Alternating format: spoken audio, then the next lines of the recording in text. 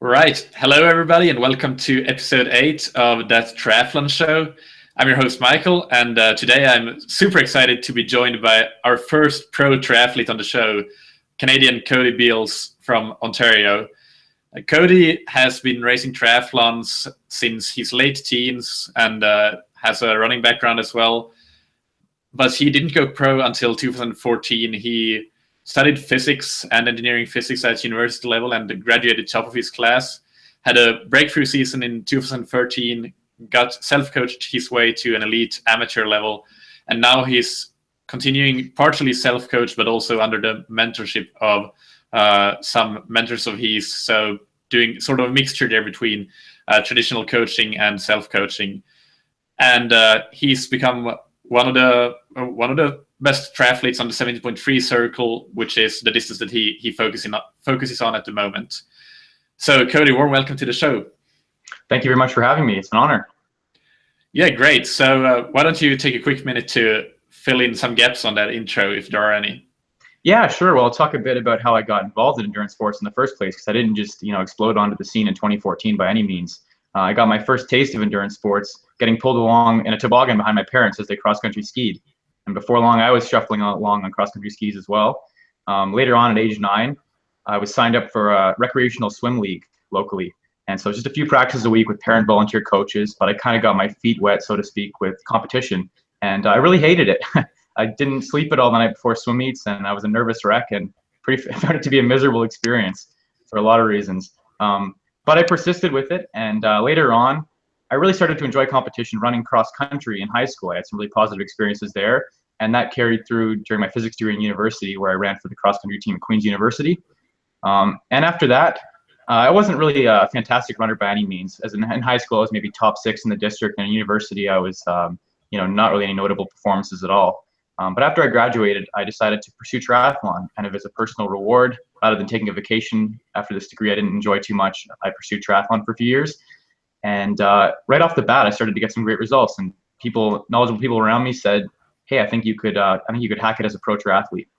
And here I find myself 3 years later. It's just been deeper down the rabbit hole every year, and it's been quite an adventure so far.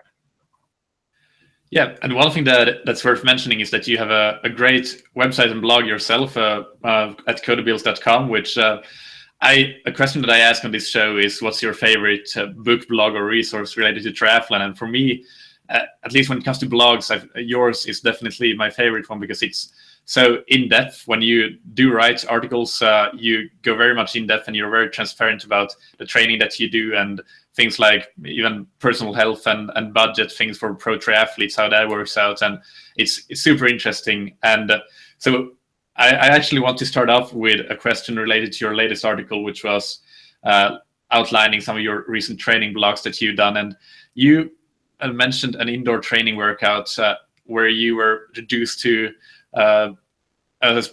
what was it that you mentioned again? I need to look at my show notes. A quivering puddle of protoplasm was the words I used to describe how I felt after.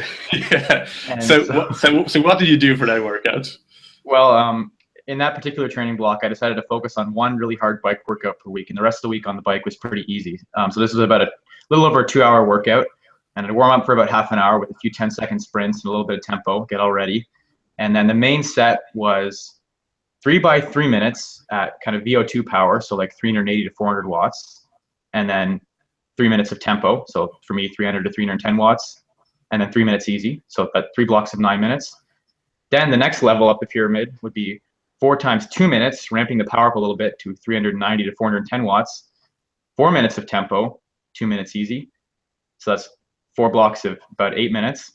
And then the last step of the pyramid was 5 by 1 minute, basically whatever I had left. So like well over 400 watts with 5 minutes tempo and 1 minute easy. And so what this kind of simulates is like a worst case scenario 70.3 ride, being around 2 hours in duration with extreme variation in power. Like normalized power for the workout would typically be well over 300 watts for that 2-hour block. And it really simulates the very dynamic tactical nature that you see in a lot of pro races. It's by no means just a steady time trial on the bike. You're throwing down big surges, and it almost looks more like an ITU race or a pro cycling race than just a steady triathlon type effort. Yeah, and it wrecked me every week. I can imagine that sounds really, really brutal. And you had no I'd say a little overambitious. I learned from that. I did it 4 times, accomplished it to the T, but then got sick right the day after the 4th time I finished it. So perhaps a little bit much on top of everything else. Yeah, yeah. And you had no breaks, to clarify, in between those different levels of the pyramid. They're just after each other, immediately following each other. Or... Basically, just the main part of it is 90 minutes on the rivet, really going hard. Right, right. Okay, yeah. Well, that was just one thing that I wanted to, just for my personal curiosity, ask you about, because I laughed when I read that, but yeah. Anyway, so people should go and have a look at your blog, because there's a lot of excellent stuff on there. But let's dive into the main topics that I want to discuss. So these are things that the listeners can maybe take away a bit more from and learn from. So let's start with your self-coaching. So you're self-coached, but you still use the mentorship of somebody to guide your training. So how does that work? Yeah, I would say the term self-coaching doesn't even strictly apply to me. I write my own training. I plan my own race schedule, drawing on this decade of experience that I was talking about. But I also consult a lot of people. And first and foremost, that's David Tilbury Davis, who's a British coach who's based in Texas at the moment. And so he coached me on a full-time basis for a couple of years. And this year around mid-season, I decided to kind of take the reins again myself in terms of writing my own training. But I'm still maintaining David's oversight. And I guess one thing I've learned that age groupers could apply is that self-coaching doesn't necessarily mean you have to be a lone wolf. So even though I'm self-coaching now, I still draw on the expertise of lots of people, like David, like a sports doctor I work with, like a business advisor I have. So all sorts of people have helped me out, and I'm not just trying to go it alone by any means.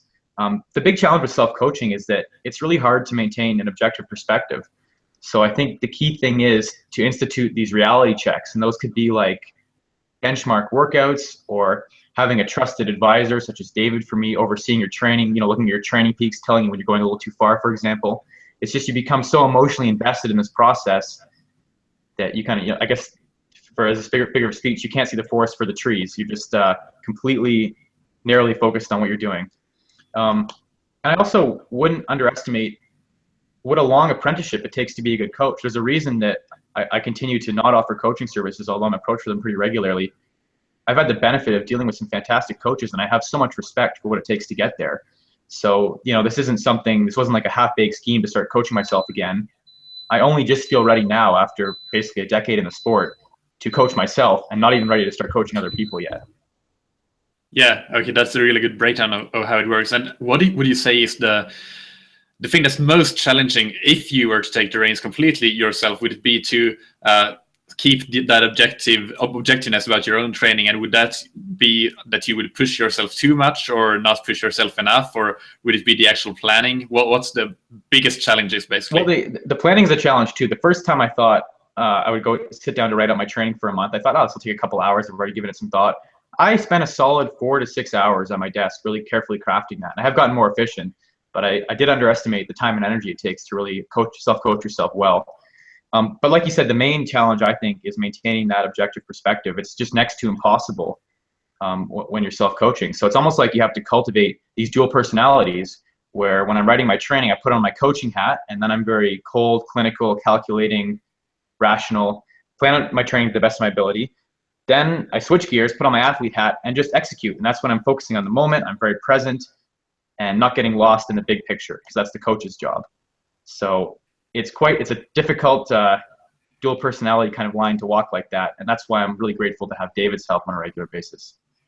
Yeah, that's a really good point you bring up about the time requirements it takes to really plan your training. That's something that I noticed when I first got a coach, that I immediately basically bought back so many hours every single month, if not week, that I was spending before that planning my training, because I'm kind of a training planning nerd. So I would probably be too analytical about it and second guess myself too much and so on. So yeah, just I think putting on a Netflix. Bulk at the cost of elite coaching these days, which can run several $100s a month. But if you kind of break that down to an hourly rate and think about how many hours a good coach is going to spend on their athletes over the course of a month, coaches aren't paid a whole heck of a lot of money, if you look at it that way. Yeah, that's true. So moving on to the actual training that you do end up with and the structure of your training plan. So you're focusing mainly on 70.3. So can you outline a bit for us what your training could look like for building up for a 17.3 goal race? So this has been quite a learning process. A lot of trial and error with myself and my coach over the last couple of years. And I guess there's a distinction between, say, the first race of the year coming off an extended off season, quote unquote, and versus preparing for a race mid-season. So let's talk about the first race of the season first of all. Ideally, I'd have like 8 to 10 weeks coming off already a solid base of fitness, of very focused training, balanced training, not specializing in one discipline or focusing on it, building it my first race of the season. And so that might look like, for me, I'm learning maybe 3 to 5 weeks of a higher volume approach coupled with some very short punchy efforts, say like 10 to 20 second hill sprints for running, or your really high speed work on the treadmill, like under 3 minutes per kilometer. On the bike, maybe 10 to 15 second sprints, that sort of thing. So the next periodized block would be 3 weeks of maybe somewhat lower volume, but more VO2 type intervals. So we're talking kind of that 1 to 2 minute range. And one thing that I've learned is that you don't necessarily want to be focusing on the same intensity range on the bike and the run and the swim all simultaneously. So if I'm doing a 3 week VO2 block, it's kind of too much to be doing VO2 in the swim, the bike, and the run. So it's better to kind of stagger these things and pick 1 or 2 disciplines at a time to be really, really pinning it. So 3 to 5 weeks of higher volume with the punchy efforts, maybe 3 weeks of lower volume with VO2 type efforts, and then a further 1 to 2 weeks or so of more race specific prep, so that tempo to threshold type range. So one thing I've really learned is that I really don't spend a whole lot of time over the course of the year at those race specific intensities like tempo and threshold. It's just a small fraction of my training over the course of the year. It's important, but that's not kind of the foundation of my fitness. And I'd start a taper about 10 days out. So that's the approach for the first race of the season. The second, a mid-season race, is an entirely different thing for me because I already have a fairly high level of fitness. And looking over my training over the past couple of years, a really interesting trend has emerged. I've noticed that 5 weeks seems to be the magic number between 2 races mid-season. That gives me 1 week to recover, 3 weeks to really train hard, and then 1 week to taper. And that formula has led to my 3 wins over the last couple of years in 70.3. Each of those has been about a 5 week block. Seems like any more than that, and I start to get myself into a little bit of trouble with either losing focus or even getting sick, something like that. Just starting to grind. So it's interesting that pattern for me of 5 weeks has emerged. I don't think it's the be all and end all, but in my case, perhaps I haven't quite figured out how to do a longer mid-season block yet.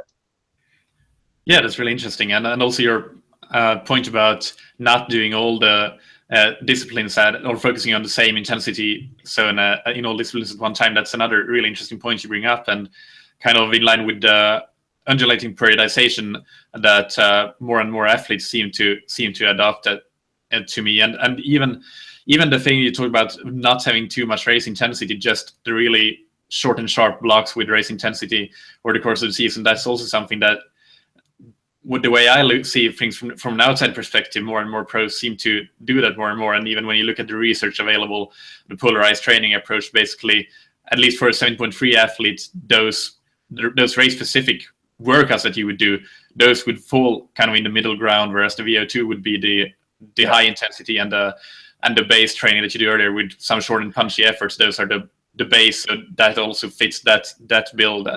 That's right. I avoided that term polarized training because it is very trendy right now. It's certainly a buzzword. That does describe my training very well by most people's definition, having very high intensity efforts coupled with a lot of lower intensity, higher volume, and avoiding that mid-range. But it's not year round. There are still periods where I'm definitely doing more mid-range intensities like I see in a race. So parts of the year very polarized, rest of the year not so much. The key thing though that you mentioned was it's very periodized. There's always a purpose, and the blocks are never really more than 5 weeks, usually about 3 weeks, and sometimes even just 1 week for a race-specific prep type block. So those mesocycles are nice and short.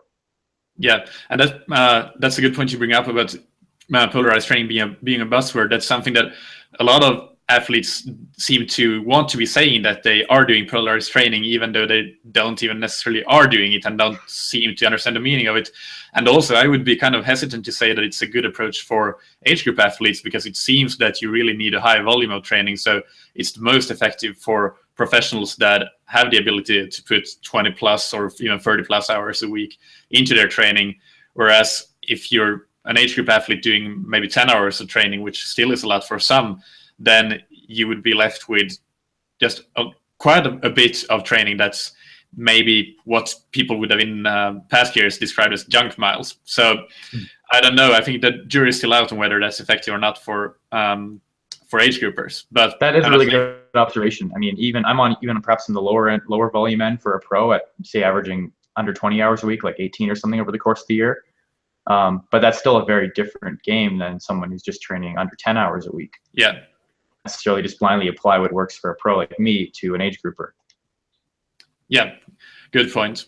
So next question that I wanted to ask you is about how you use data in training. You come from a physics background, like me actually. So that's interesting. You've been saying on your blog, and well, I've been reading your articles obviously, and you are very analytical about your training. So how do you use it to your advantage in training? So there are examples of where I use data very intensely. In other areas, I don't use data at all. So in the swim, I'm always using the pace clock. Pretty much everything is on the pace clock, with the exception of some easier recovery swims. Same with on the bike, always looking at my power meter. Nearly every minute of my cycling workouts are very tightly scripted, with the exception of the odd recovery ride or some off-season, relaxing type stuff. Likewise, on the run, pace is very important. I'm looking at my watch. If I'm on the treadmill, I'm watching the speed carefully. The exception I would say is that this year, the bulk of my mileage is just made up of easy kilometers. And there, I'm no longer micromanaging my pace. I used to always go out and say, I'm going to run between, 350 and 405 per kilometer on my quote unquote easy days. And that's not really that easy. So now I've been, as I've been polarizing things more, I guess, I spend a lot of time running like 440 per kilometer, 430, even 5 minutes on recovery days. So I just run whatever pace I feel like. If it's not a formal run workout, which I do a couple times a week, I'm just kind of running however my body feels that day. An example of where I don't use data is monitoring stress. I used to look a bit at TSS or other comparable stress scores. There's even another system where you take your perceived exertion on a 10-point scale and multiply it by the workout duration in minutes. That's kind of an old school system. Works pretty well, actually. But the bottom line for me is that I don't think there's a really good comprehensive metric that measures training stress. Each of them has their flaws. So it comes down to, I guess, knowing my body and a couple of fundamental questions. Am I accomplishing the training like I originally planned it? Or am I, changing things around because I'm tired? That's always a red flag for me. And am I feeling good? Physically, psychologically, how's my attitude? How's my sleep? How are my muscles feeling? That sort of thing. So those two questions, if I ask myself those on a daily basis, I find I get a much clearer picture of how things are progressing than poring over TSS or something like that. And also, is David on my case? If David's harassing me, then I'm usually doing something wrong as well. I've looked into using heart rate variability, which I think is a pretty interesting metric. The problem for me is that I just don't think it's convenient to do on a daily basis every morning. There's not really good Android apps right now that don't need peripherals like a heart rate monitor or something like that. And I just can't imagine realistically strapping on a heart rate monitor every morning to monitor heart rate variability. And it becomes a lot less useful if you don't have it kind of on a daily basis. I've also stopped weighing myself. I used to weigh myself daily to kind of monitor changes in weight and hydration state and stuff. It's too tempting to either consciously or subconsciously start to try and manipulate weight and body composition if you're getting feedback from the scale every day.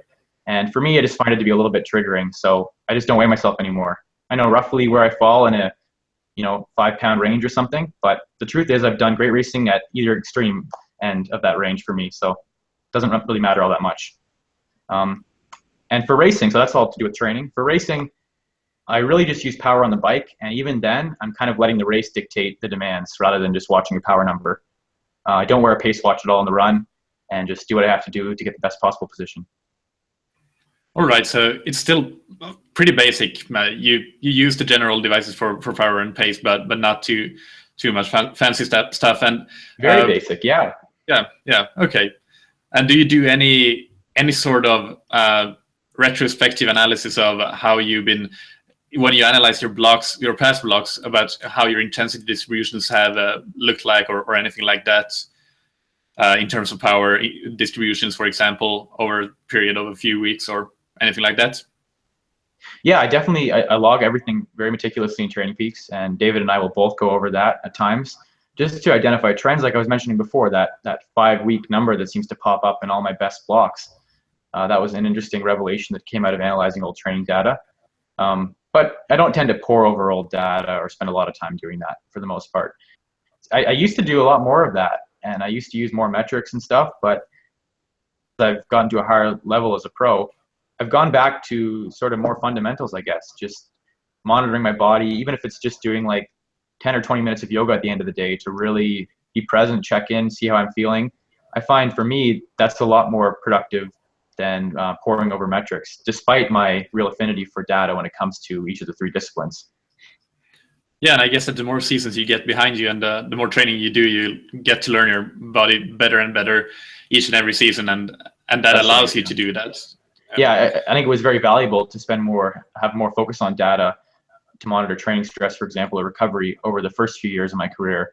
But now I'm reaching a point where I'm more attuned to what's going on, I think. And that's been pretty hard won at the expense of a lot of mistakes over the years.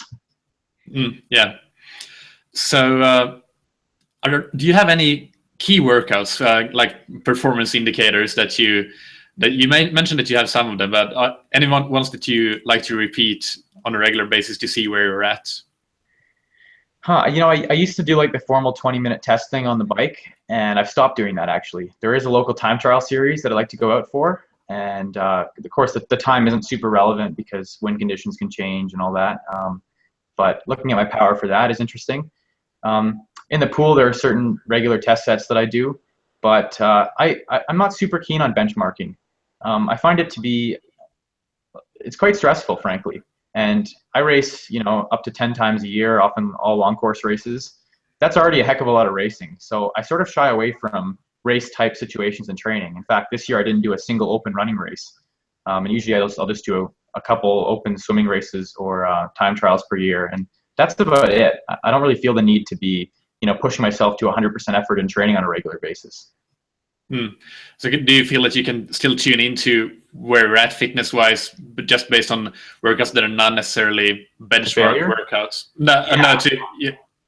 Absolutely. So I don't need to go like literally to 100% to failure, which is really emotionally shattering. Like that's a limited number of times I can do that a year, and I reserve those for races. I used to do a lot more of that in the pool. I'd be doing it on a weekly basis, on the bike on a monthly basis, and hopping in the odd running race as well. And it's just kind of exhausting on top of what is already a very heavy race schedule. So if I do, say, a swim set like 20 by 100, a classic one, at 95% effort, I can get a pretty good sense of where I'm at, what my threshold pace is, for example, or something. Okay, yeah, very interesting. So another question that relates to the age groupers, I would say, is that what aspects of pro triathletes training do you think that age groupers can take something away from and learn from that they are not necessarily doing the right way in general? Anything that comes to mind? Yeah, absolutely. I would say taking recovery as seriously as the workouts. So a lot of age groupers, I train with some of them, are fantastic about smashing workouts, not so great about respecting their bedtime or having a nap or something like that, or practicing good nutrition during the day. So that's equally as important. I think that's one of the main things that differentiates some very high-level amateurs I've trained with who work regular jobs. They're great at the workouts, but they can't, I guess out of necessity, because of their more busy lives, they can't spend as much time on recovery. But I think everyone can practice better recovery.